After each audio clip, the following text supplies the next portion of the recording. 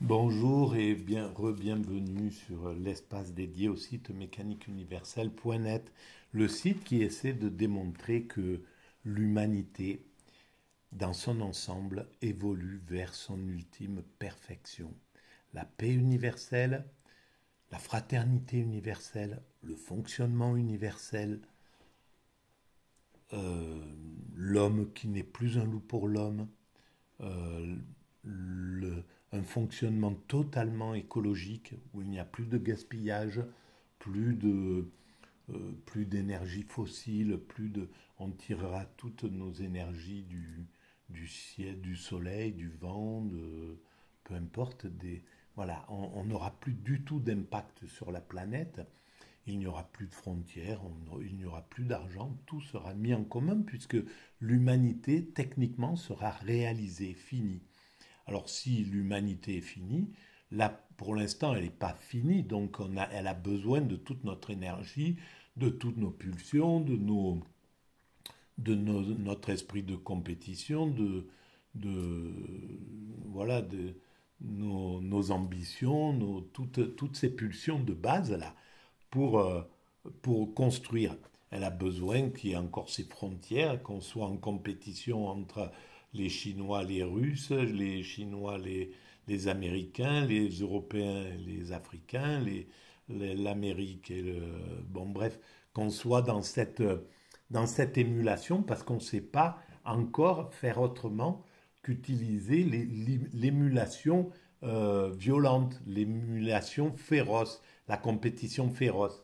On n'a pas encore compris qu'on pourrait passer sur la compétition ludique du type Jeux olympiques, respectueuse de l'autre, de l'adversaire, etc., qui se met à égalité, qui ne met pas des bâtons dans les roues de l'autre qui commence à courir, qui ne le pousse pas, qui ne le bouscule pas. Voilà, c'est ce que sont en train de faire malheureusement les Américains avec les Chinois, etc., etc. C'est des mauvais joueurs, quoi. C'est pas des, on n'est pas dans un système de compétition ludique. Alors, mais on va monter ce cran-là, on va le passer cette étape et, pour arriver à une évolution justement respectueuse, etc. Il faudra peut-être encore 50 ans, 100 ans, peu importe. Et l'humanité atteindra sa perfection dans 4, 5, 6, 7 siècles, peut-être 10 siècles, peu importe. Elle a le temps en réalité, mais on travaille à ça sans le savoir.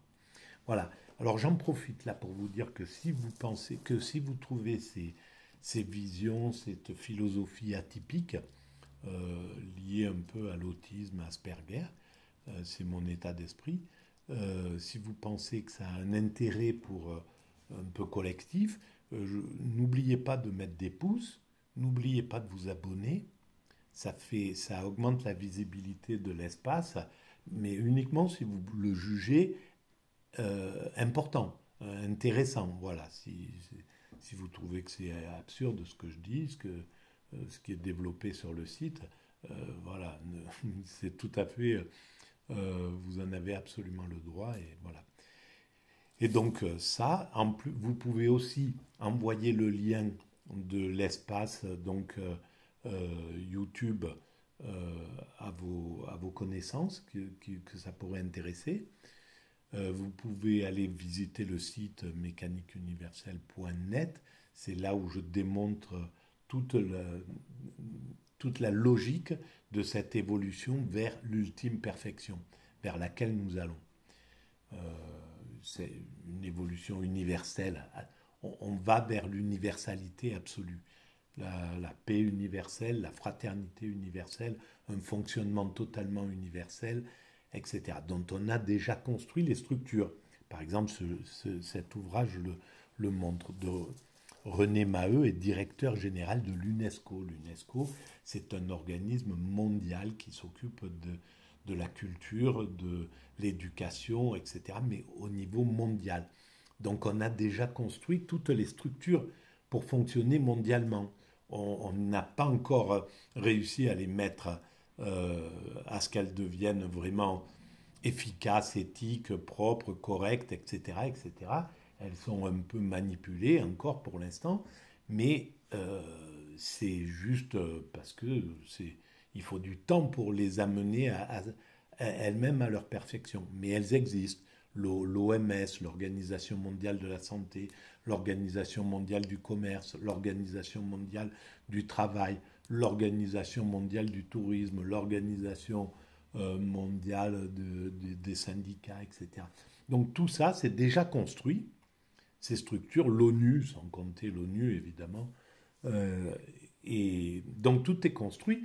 Voilà, ça demande juste à être peaufiné pour devenir vraiment efficaces et qu'elles prennent leur rôle universel, juste, sans privilégier un de ses enfants, comme l'ONU est en train de le faire. Elle privilégie son fils aîné, les États-Unis, au détriment voilà, de ses enfants, de certains de ses enfants. Et tout ça, ça doit être dépassé. Voilà, alors je voulais juste lire quelques petits trucs là de la quatrième de couverture de ce René Maheu, donc directeur général de l'UNESCO, la civilisation de l'universel. Donc il écrit ça, je vais vous dire la date. Alors ça a été publié en 1966. Vous vous rendez compte? Alors ça c'est vraiment intéressant parce que ça veut dire que à cette époque-là, l'idée de l'universel, on sortait de la guerre, ça faisait 20 ans, on était dans les 30 glorieuses, il y avait une vision universelle qui était beaucoup plus forte que maintenant. Cette vision est montée crescendo entre les années 50, où le comité de la résistance a commencé, par exemple en France, à se mettre en œuvre, c'est-à-dire que c'était des gars qui avaient vécu la guerre, qui voulaient plus jamais ça, qui voulaient vraiment se passer sur la démocratie, donc s'occuper correctement du peuple. Ils ont développé la sécurité sociale, privé, libéralisé, pas libéralisé, justement au contraire, rendu public les transports, l'école, etc., les, les, les hôpitaux, les soins.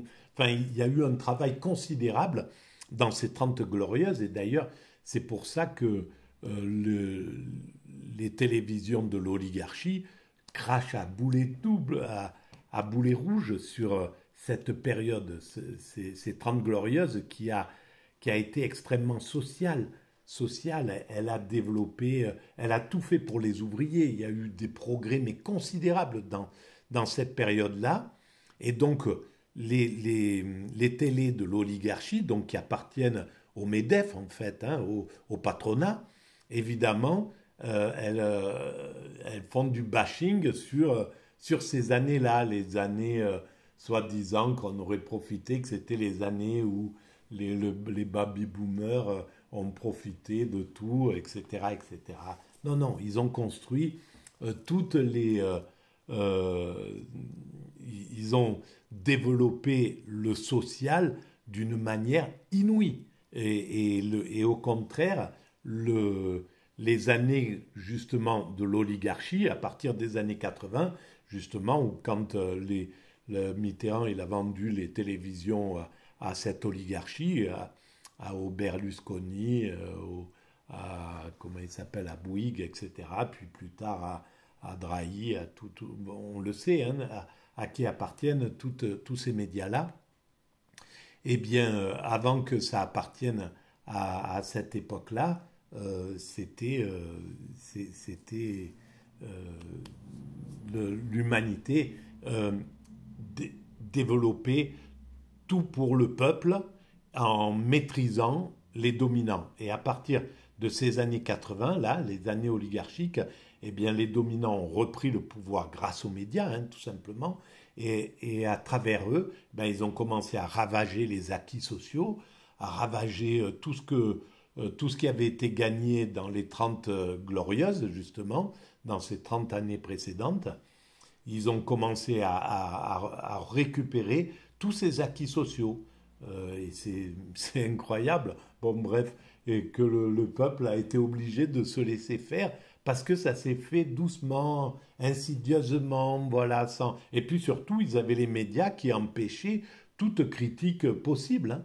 Les premiers critiques qui commençaient à poindre, Bourdieu et compagnie, ils se sont fait éjecter du système des médias, quoi, et sans complexe. Et les journalistes qui sont arrivés là, comme ils ont été privatisés, ils ont été corrompus et déjà ils ont été choisis pour leur capacité à être à se coucher devant leur patron, quoi, hein, devant les Drahi, etc., les Bouygues, les Berlusconi. Donc c'était les plus corruptibles qui ont été pris pour fabriquer ces nouvelles télés qui ont été faites, la 6, machin, toutes ces télévisions qui sont arrivées. Ils ont pris cela et puis après ils les ont mis sur des sièges éjectables. Donc ils étaient privatisés. Quand ils étaient fonctionnaires, personne ne pouvait les virer. Donc ils pouvaient vraiment manifester s'il y en avait un des leurs que l'État essayait de virer ou quoi que ce soit. Tous, il y avait une solidarité des journalistes qui d'un seul coup se mettaient tous en œuvre et allaient se battre, ils se mettaient en grève, etc. etc. Là, c'est fini. Ces journalistes de CNews, de BFM, ils ne peuvent plus rien dire. Ils sont d'abord payés que 20 ou 30 000 balles par mois. Donc, ils ont une maison, des crédits, des trucs, machin, un style de vie qu'ils ne peuvent plus lâcher.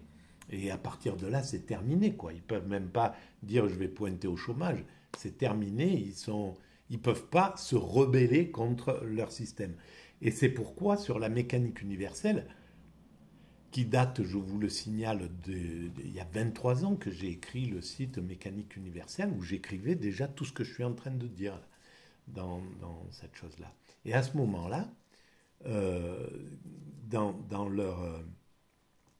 ils sont obligés, en somme, ils sont obligés de se taire. Ils ne peuvent plus se révolter, ils ne peuvent plus critiquer, ils ne peuvent plus vraiment faire du journalisme, quoi, du vrai journalisme.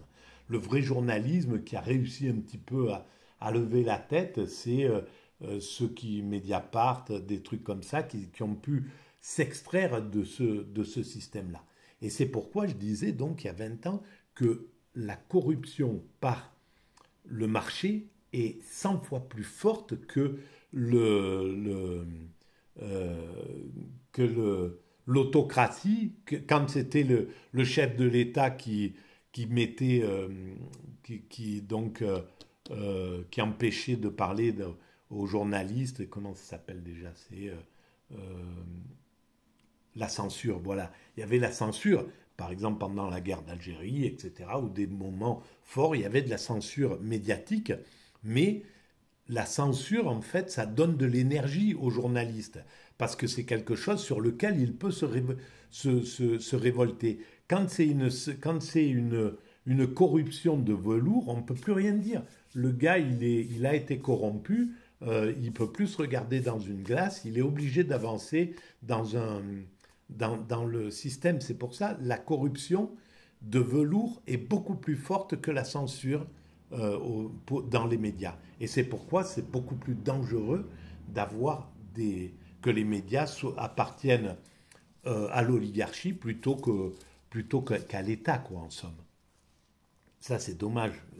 On en est là, en somme, hein.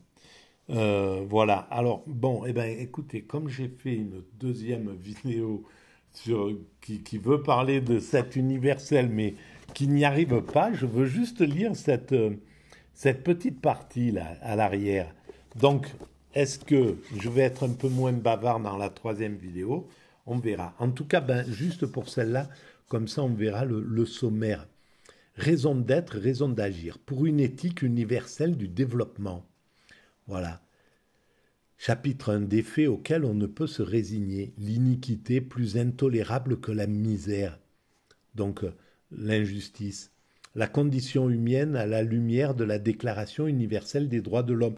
Donc là, il y avait ce René Maheu, directeur général de l'UNESCO, il avait une vision comme ça qui était théoriquement géniale. Bon, alors pourquoi, comment ils n'ont pas pu prendre le pouvoir?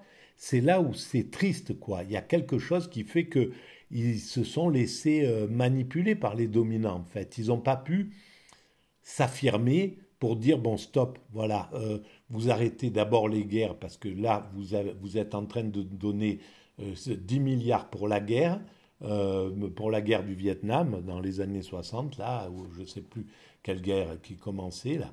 Bon, voilà, cet argent-là, on vous interdit la guerre, ces 10 milliards, on les récupère et euh, on va euh, aider la condition humaine pour qu'elle atteigne le minimum, la Déclaration universelle des droits de l'homme. Chacun doit être libre, etc., etc. Voilà. Donc on peut imaginer qu'ils n'ont pas eu le loisir de faire ça, parce que les dominants les dominaient. Les États-Unis ne les ont pas laissés passer en réalité. Ils voulaient dominer le monde, ils ne voulaient pas lâcher prise, quoi. Voilà. Bon, la mission d'éducation, signification universelle de la science et de la culture. Voilà. Et on voit tout, hein.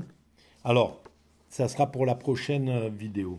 Je vais lire la troisième de couverture. Je vous remercie de votre écoute et puis je vous dis à très bientôt et merci de votre présence que je sens en permanence et qui m'aide à travailler. Merci.